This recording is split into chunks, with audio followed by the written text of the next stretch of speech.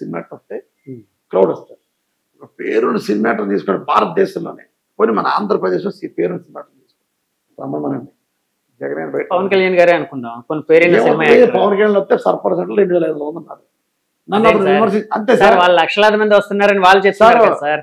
వినండి సార్, మా కాకినాడ జిల్లా వచ్చినప్పుడు పవన్ కళ్యాణ్ ఎవరు తిరుగుతున్నారు, ఎంతమంది వస్తున్నారు చూసుకోవాలి కదా. కత్తిపూడిలో అతను వారాయి ఈ మధ్య రాలేదులేండి, వారాయి తర్వాత రాలేదు బాబు, వచ్చాడు కానీ మీటింగ్ పెట్టి వెళ్ళిపోతున్నాడు, సర్వేలు చేసినాడు వెళ్ళిపోతున్నాడు బాబు. సో పవన్ బాబు కత్తిపూడిలో వచ్చారండి, 1,500 నుంచి 2,000 ఉంటారు. బెటాపురం 2,000 నుంచి 3,000. కాకినాడ 2,000 నుంచి 3,000 మధ్యలో ఉంటారంట. కూడా ఫాలోలో 1000 మంది ఉన్నారు. ఫ్యాన్స్ ఉంటారు కదండి, కూడా ఎక్కడికి వెళ్ళిపోయి ఫ్యాన్స్ ఉంటారు. కాకినాడ జనాలు అయితే మట్టుకు లేరు. అంటే పవన్ కళ్యాణ్ గారు వస్తే కూడా ఫాలో అయ్యే ఫ్యాన్స్ ఉన్నారన్నారు కదండి, ద్వారంపూడి గారికి అలాంటి ఫ్యాన్స్ లేరా కూడా ఫాలో అయ్యే వాళ్ళు? సరే అతను సినిమా అంటారు కదా, సినిమా లేదు. నా ఫ్యాన్స్ నాకు, నా పట్టు నాకు, నా జనాలు నాకు. నేను అంటుంది అదే సార్, మీకు కూడా కేడర్ ఉంది కదా, అంటే మీరు కూడా ఎక్కడికైనా వెళ్తే అదే జనం ఉంటారు కదా. అలా ఉండదు, అలా ఉండదు. అవసరం టైంలో వస్తారు, అవసరం టైంలో వెళ్ళిపోతారు. నా బలం నాకు, నా కేడర్ నాకు, నా శక్తి నాకు. సార్ ముద్రగడ గారి విషయానికి వచ్చినప్పటికి, ముద్రగడ గారు వైసీపీలోకి వెళ్ళడానికి ముఖ్య కారణం చంద్రశేఖర్ రెడ్డి గారు ఎట మీరేనేట నిజమేనా సార్? ఏ హామీ ఇచ్చారు సార్? ముద్ర పద్మనాభం గారు హామీ లేదు సార్. ముద్ర పద్మనాభం గారు వాళ్ళ కుటుంబం మా కుటుంబం చాలా అద్భుతం నుంచి కాదు సార్. మా తాతయ్య గారి జనరేషన్ నుంచి, వాళ్ళ నాన్నగారి జనరేషన్ నుంచి, ముద్ర పద్మనాభం గారి తండ్రి గారు మా తాతగారు, ముద్ర పద్మనాభం గారు మా నాన్నగారు, వాళ్ళ పిల్లలు నేను, మేమంతా ఒక జనరేషన్, 3 జనరేషన్ నుంచి కూడా మంచి అనుబంధం ఆ కుటుంబాల్లో.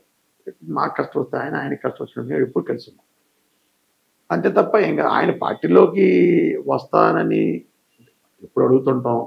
ఆయన నిర్ణయం ఆయనదే, ఆయనకి ఎవడో చెప్తే మనిషి కూడా కాదు ఆయన. కానీ ఆయన మధ్యంతా జనసేన వైపు అని అన్నారు కదా, అటువంటిది ఎప్పుడు లేదు సార్. లేదా అండి? నాకు తెలుసుగా లేదు. ఈ లోపల మేము అందరూ వెళ్ళి రిక్వెస్ట్ చేయడం జరిగింది.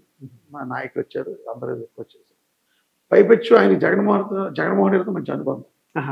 రాజశేఖర్ గారు చనిపోయిన తర్వాత జగన్మోహన్ రెడ్డి ఓదార్పేత ఫస్ట్ వెస్ట్ గోదావరి చేసామండి, ఓదార్పేత తర్వాత ఖమ్మం డిస్ట్రిక్ట్ చేసాం. ఖమ్మం తర్వాత జిల్లా మా తూర్పుగోదావరి జిల్లా, అంటే 3వ జిల్లా. మా జిల్లాకి వచ్చే సమయంలో ఒక పెద్ద మనుషుల తండ్రికి కోల్పోయిన బిడ్డకి ఒక పెద్ద మనుషుల్లో ఉన్నవాళ్ళు బోస్ గారు, ముద్రపద్మనాభం త్రూ అవుట్ ఓదార్పు అంతా కూడా ఉన్నారు. ముద్రపద్మనాభం గారు ఒక్క విషయంలో దూరంగా ఉండడానికి కారణం ఏంటి సార్? అది ఆయనకి ఆ రోజుల్లో 2014 ఎలక్షన్లో లోక్సభకి వెళ్ళమన్నారు. పద్మనాభం గారు లోక్సభ అంత ఇంట్రెస్ట్ చూపించలేదు ఆ రోజు. ఒక్కదాని వల్ల తప్ప ఎక్కడా కూడా జగన్మోహన్ రెడ్డి చాలా ఇష్టం ముద్రపద్మనాభం గారు. ఎందుకంటే జగన్మోహన్ రెడ్డి సిస్టము, ఆయన లైఫ్ స్టైలు, ఆయన యొక్క పద్ధతి నచ్చినవాడు ముద్రపద్మనాభం గారు. సార్ ఆ ఇష్టం వల్లనే ముద్రగడ గారు జగన్మోహన్ రెడ్డి గారికి అంటే కొంత మేలు చేసేటట్టు లెటర్ రాయడం కానీ, లేకపోతే పవన్ కళ్యాణ్ గారి మీద కామెంట్స్ చేయడం కానీ ఇలా జరుగుతున్నాయి అనుకోవచ్చా సార్? ముద్రపద్మనాభం గారు ఒక ఇన్ఫ్లుయెన్స్ చేస్తే ఇన్ఫ్లుయెన్స్ అవుతారు అన్న వ్యక్తి అయితే కాదు సార్. ఆయన మనసుకి ఏది చూస్తే అది చేస్తారు. కాపు ఉద్యమంలో కానీ, కాపు ఉద్యమంలో ఎవరు సహకరించారో వాళ్ళకి థ్యాంక్స్ చెప్పాడు. ఎవరు సహకరించలేదో వాళ్ళని విమర్శించాడు ఆయన. కాపు ఉద్యమంలో వైఎస్ఆర్ పార్టీ తరఫున ఎవరైతే నాయకులు ఉన్నారో కాపు నాయకులు అందరూ వచ్చి ఆయనకి మద్దతు తెలిపారు వైఎస్ఆర్ పార్టీ పరంగా. ఆ రోజు తెలుగుదేశం పార్టీ వాళ్ళు ఎవరు రాలేదు. అన్నింటిలో ముఖ్యమైన జనసేన పార్టీకి ఎవరు రాలేదు. కనీసం చిరంజీవి గారు కూడా వచ్చి రాజమండ్రి వచ్చి ఎయిర్పోర్ట్లో దిగి మరలా ఆయన వెనక్కి పంపించే సందర్భం. చిరంజీవి గారు కూడా కాపు ఉద్యమం మద్దతు తెలిపారు. కానీ పవన్ కళ్యాణ్ గారు కాపు ఉద్యమంలో ఎక్కడ కనపడలేదు. సో ఆ కోపం వల్లనే ముద్రగడ గారు పవన్ కళ్యాణ్ గారి మీద కొంత అంటే వ్యతిరేక వైఖరి ప్రదర్శిస్తున్నారని అనుకోవచ్చా సార్? అంటే మీరు ఆయన కోసం బాగా తెలిసిన వారు కాబట్టి అడుగుతున్నారు. అదే ఉండదు. ముద్రపద్మనాభం గారు కూడా చాలా సందర్భాల్లో మాతో అన్నివారు. తెలుగుదేశం పార్టీ వాళ్ళు కాపు ఉద్యమంలో తెలుగుదేశం పార్టీ వాళ్ళు ప్రభుత్వం ప్రవర్తించిన విధానానికి సూసైడ్ చేసుకోవాలనుకునేవాడిని అన్నారు. ఉద్యమం అయిపోయి ఆయన దీక్ష వరకు ఇంటికి వస్తాను. నేను కూడా వెళ్ళాను సార్. నేను కలిసి ఆయన్ని రాజమండ్రి గవర్నమెంట్ హాస్పిటల్లో ఆయన బంధించి, ఆయన్ని మేడం గారిని పిల్లలకి బంధించి రాజమండ్రి జనరల్ హాస్పిటల్లో పెడితే ఆయన పడ్డ వేదన, ఆయన పడ్డ మనోవేదన నాకు చెప్పడం జరిగింది. ఆ రోజు ఆయన నాతో అన్న మాటలు కూడా నేను సూసైడ్ చేసుకుందాం ఉన్నాను. తెలుగుదేశం పార్టీ పెట్టినటువంటి క్షోభకి ఓకే. కాపు ఉద్యమంలో నష్టపోయిన నేత ఎవరన్నా ఉన్నారంటే ముద్ర పద్మనాభం గారు. ముద్ర పద్మనాభం గారు అందరూ డౌట్ లేదు. సార్ ఇప్పుడు టీడీపీ జనసేన బీజేపీ కూటమి కలయిక జరగకుండా మీ వారు కానీ జగన్ గారు కానీ చాలా అస్త్రాలు అంటే ఇండైరెక్ట్ గా కొన్ని అస్త్రాలు ప్రయోగించారు ఇలాంటివన్నీ. చెప్పండి సార్. లేనిది చెప్పడం కానీ చేయలేనిది చెప్పడం కానీ వెనకాలండి కుట్రల పంటలు కానీ ఒక వెనకాలి చంద్రబాబు నాయుడు లాగా దేహి దేహి అంటాం కానీ మా నాయకుడు స్ట్రైట్ ఫార్వర్డ్. గెలవనే ఓడిపోని యుద్ధంలాగే చేస్తాడు. చంద్రబాబు నాయుడు అన్నవాడు మోడీ ఒక టెర్రరిస్ట్ అని, మోడీ ఒక దొంగని, దోపిడీదాడు అన్ని రకాలుగా అన్న మనిషి 2019 ఎలక్షన్లో ఇదే చంద్రబాబు నాయుడు పవన్ కళ్యాణ్ని తిట్టాడు, మోడీని తిట్టాడు. ఇదే పవన్ కళ్యాణ్ చంద్రబాబు నాయుడు తిట్టాడు, మోడీని తిట్టాడు. ఇదే మోడీ చంద్రబాబు నాయుడు తిట్టాడు, పవన్ కళ్యాణ్ ముగ్గురు తిట్టుకుంటూనే ఉన్నారు 2019 ఎలక్షన్లో. మళ్ళా మరి మధ్యలో ఏమొచ్చింది? పవన్ కళ్యాణ్ గారు మోడీ గారిని ఎప్పుడు తిట్టలేదు సార్ నాకు తెలిసినంత వరకు. సార్ కాకినాడ మీటింగ్ లో తిట్టాడు, అయ్యే మోడీ సాబ్ లడ్డు ఏదో పాచిపల్లి లడ్డూలు ఇచ్చావు ఏంటి నువ్వు అది ఆవేదన అనుకోవచ్చు కదా సార్. సార్ సార్ ఆవేదన అన్న ఏదైనా తిట్టే కదా సార్, క్షమలో వచ్చేస్తాం ఏమనుకుంటా. కాకినాడ సభలోనే ఎక్కడైతే ఇక్కడే మాట్లాడు పవన్ కళ్యాణ్. అందుకే మీకు బాగా గుర్తుందా సార్? అలాని కాదు సార్, ఎందుకు గుర్తుండదు? మాట నోట్లో వచ్చిందో మర్చిపోలేని సమస్య. వెనక్కి తీసుకోలేము, మర్చిపోలేము. ఒకసారి నోట్లో మాట వస్తుంది. సో ఆ రోజు ఏ ద్వేషం ఉంది, ఏ ప్రేమ ఉంది, తిట్టుకున్నారో కౌలించుకున్నారో తెలియదు. మళ్ళీ ఈ రోజు మళ్ళీ ముగ్గురు కలిసిపోయి ఓ ఎజెండా లేదు. ఆంధ్ర రాష్ట్రం మన మీటింగ్ జరిగింది, ఏం చెప్పారంటే ఆంధ్ర రాష్ట్రం ఏం చేస్తారో కూడా చెప్పలేదు. పవన్ కళ్యాణ్ చంద్రబాబు కలిసారు. పవన్ కళ్యాణ్ విషయం అందరూ తెలిసిందే, ప్యాకేజ్ స్టార్ ఇతను.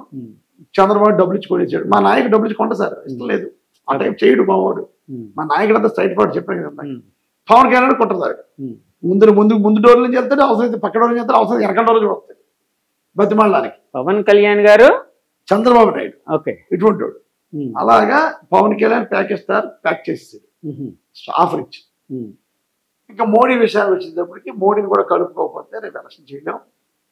అంటే ఎలక్షన్ చేయలేని పరిస్థితి మీరు కల్పించారా సార్? అలా కాదు సార్, ఇది చాలా ఉంటుంది సార్. ఇంకా కొంచెం చెప్పాలంటే ఎవరు డొనేషన్ ఇచ్చే పరిస్థితి లేదు. ఓకే. అతను జైలు నుంచి బయటకు వచ్చిన తర్వాత హైదరాబాద్ 1920లో ఉన్నాడు. ఆ 1920లో అతను చేసిన పని ఏంటంటే అతని మద్దతుదారుని అక్కడ వ్యాపార సంస్థలు పిలిచి రాబోయే ఎలక్షన్లకి డొనేషన్ ఇవ్వడానికి అడిగిన సందర్భాలు. అందరూ కూడా సెంట్రల్ గవర్నమెంట్ ఆశీస్సులు లేకపోతే మేము రాము, మేము ఇవ్వలేమని అంటే సెంట్రల్ గవర్నమెంట్ని ఏ విధంగా పట్టుకోవాలి, ఏ విధంగా ఆశీర్వాదాలు తీసుకోవాలి సెంట్రల్ గవర్నమెంట్ అని దొడ్డిదారిని ప్రయత్నాలు చేసి సిగ్గు విడిచి 5 సంవత్సరాల క్రితం దొంగన్న మోడీని 5 సంవత్సరాలు టెర్రరిస్టుల మోడీ ఇలాంటివన్నీ అన్ని రకాలుగా సార్ ఎలక్షన్ ప్రక్రియలో అన్ని రకాల సహాయ సహకారాలు కావాలి కాబట్టి మోడీ దగ్గరికి వెళ్ళి ప్రాధాన్యపడే సందర్భం. సార్ నారా లోకేష్ గారు రెడ్ బుక్ లోని మీ చంద్రశేఖర్ రెడ్డి గారికి సహకరిస్తున్న అధికారుల పేర్లు చాలా మంది ఉన్నాయంట, ఏంటి సార్? రెడ్ బుక్ చెప్పాను సార్, ఒకసారి మార్కెట్ పెట్టుకోమని చెప్తున్నాడు. లోకేష్ రెడ్ బుక్ అంటే దాన్ని అసలు మీరు వార్నింగ్ బుక్ గా ఏం కన్సిడర్ చేయరా సార్? చేయను, అంతకన్నా ఎక్కువ మాట్లాడు లెక్క చేయను. చాలా ముందు సార్ కొన్ని విషయాలు వస్తే సార్ లోకేష్ ఎవడు నన్ను రెడ్ బుక్ లో రాసుకోవడానికి మాకుండా బుక్లు మీరే బుక్ లో రాస్తున్నారు సార్? నేను లోకేష్ రెడ్ బుక్ రాస్తే మాది బ్లూ కదా, మా party blue colour, blue book లో రాయాలి. రాస్తున్నారా అలాగేనా? నేను రాయ అవసరం లేదు సార్. మీ వాళ్ళు మీరు కాదు, జగన్ గారు లేకపోతే మీ జగన్ గారు టైప్ మెంటాలిటీ ఉన్నాడు కాదు సార్, ఆ టైప్ చేయడు ఆయన. జగన్ గారి మెంటాలిటీ పూర్తి తెలిసిన వాడు కంటే ఆయనతో చాలా సంవత్సరాలు అనుబంధం ఉంది. ఆ టైప్ మెంటాలిటీ కాదని బాబు, ఆయన ఆ టైప్ మెంటాలిటీ ఇంకా అటు ఒక్కో రకంగా ఉండదు. ఇప్పుడు తెలుగుదేశం ఉండదు ఆ టైప్ మెంటాలిటీ ఉన్నవాడు అయితే. కనుక లోకేష్ అన్నవాడు ఓడిపోతాడు, ఒక ఆడదాని ఒకటి చేతిలో ఓడిపోతాడు. పవన్ కళ్యాణ్ కూడా గీత గారి చేతిలో ఓడిపోతాడు. మరి చంద్రబాబు గారు అండి? చంద్రబాబుది నేను చెప్పలేదు సార్, దూరం నేను అంత స్టడీ తెలియదు. కానీ మంగళగిరి కానీ మీ వాళ్ళైతే ఎప్పుడు చెప్పినా కూడా ఫస్ట్ ఓడిపోయే టీడీపీ ఫస్ట్ ఓడిపోయే సీట్ చంద్రబాబు గారిదే అంటున్నారండి. మీ వాళ్ళంతా అక్కడ చిత్తూరు జిల్లా రాజకీయాలు మాట్లాడే పెద్ద కాదండి. బట్ మన నాయకులు ఏదంటే మటుకైతే చాలా దొంగోట్లు చాలా తీసేసారు చంద్రబాబు గారికి. సో అందుకని 35,000 ఓట్ల పైన తీసేసారు సార్. అంటే ఇప్పటి వరకు గెలిచిందంటే దొంగోట్ల సహకారంతో గెలిచారనా మీ ఎలిగేషన్? తమిళనాడు నుంచి చాలా ఉంటాయి, బార్డర్ కదండి, తమిళనాడు కర్ణాటక చాలా చోట్లేసారు. కానీ వాళ్ళు అదే ఎలిగేషన్ మరి మేమే చేస్తున్నారు కదా సార్. అంటే ప్రతి నియోజకవర్గంలో వైసీపీ నాయకులు దొంగోట్లు ఉంచుకున్నారు ఇలా అని. లేదు ఈసారి ప్రాసెస్ చాలా బాగుంది. ఎలక్షన్ కమిషన్ చాలా పెట్టింది. ఓకే. ఒక్కోటి జాయిన్ చేయాలన్నా, ఒక్కోటి తీసేయాలన్నా, ఒక్కోటి ట్రాన్స్ఫర్ చేయాలన్నా, ఫార్మ్ 6 ఫార్మ్స్ అండ్ ఫార్మ్ 8 చాలా పకడ్బందీగా చేసింది ఎలక్షన్. అలా ఉండాలి, అలా ఉండాలి నేను కోరుకుంటాను సార్. ఇంకోటి ఆధార్ లింకప్ చేస్తే ఇంకా బాగుంటుంది. ఓకే. ప్రతి ఓటు ఆధార్ లింకప్ చేస్తే దొంగోట్ల సమస్య ఉండదు. మరి మీ పార్టీ ద్వారా అదేదో అంటే ఆ అప్లికేషన్ లేకపోతే ఆ విన్నతేతో ఎలక్షన్ కమిషన్ మీరు ఇచ్చారా? ఆధార్ లింకప్ చేయాలి, ఇచ్చారా మీ వాళ్ళు? సార్, షర్మిల గారి విషయంలోనే ఏంటి సార్ మీ ఒపీనియన్ ఏంటి? ఎందుకంటే షర్మిల గారు జగన్ గారి సొంత చెల్లెలు, ఒకప్పుడు జగన్ గారి కోసం పాదయాత్ర చేసిన నాయకురాలు. మీ వాళ్ళందరూ, మీ వైసీపీ వాళ్ళందరూ చాలా ఆదరంగా చూసేవారు షర్మిల గారిని. జగన్ గారిని ఏ విధంగా చూసేవారు, షర్మిల గారిని కూడా అదే విధంగా చూసేవారు.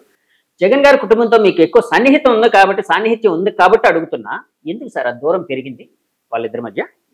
దూరం పెరిగిందండి కారణం అయితే నాకు తెలియదండి. కానీ షర్మిల గారు కాంగ్రెస్ పార్టీ వెళ్ళడం వ్యక్తిగతంగా నాకు ఇష్టం లేదు.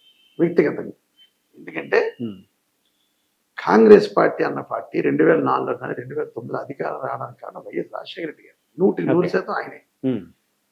అటువంటి రాజశేఖర రెడ్డి గారి కుటుంబాన్ని ఒక ఈగోకి పోయి, ఒక ఫాస్ట్ ఫిట్ చేసిపోయి, ఎవరో ముసలి నాయకులు చెప్పిన మాటలని. ముసలి నాయకులు అంటే ఎవరు సార్? హనుమంతరావు అందరూ సార్ ఇప్పుడు చెప్పింది అది. ఆ రోజు హనుమంతరావు, కేశవరావు అందరూ ఉన్నారండి నాయకులు. వీళ్ళందరూ చెప్పిన మాటలని జగన్ గారి కుటుంబాన్ని పక్కన పెట్టింది సోనియా గాంధీ గారు. పక్కన పెట్టినది కూడా బాధపడిన సందర్భం. కావాలని జగన్మోహన్ రెడ్డి ఆశ్రయించింది, కావాలని. ఈరోజు ఏమైందని కాంగ్రెస్ పరిస్థితి? ఎవరికైనా ఒకటే, మనం నమ్ముకున్న వ్యక్తికి, మనం నమ్ముకున్న నాయకుడికి, పార్టీ ఈరోజు నా స్థాయిలో నా నమ్ముకున్నవాడు నేను అన్యాయం చేస్తే మిగతా కూడా నా దగ్గర ఉంటారు సార్.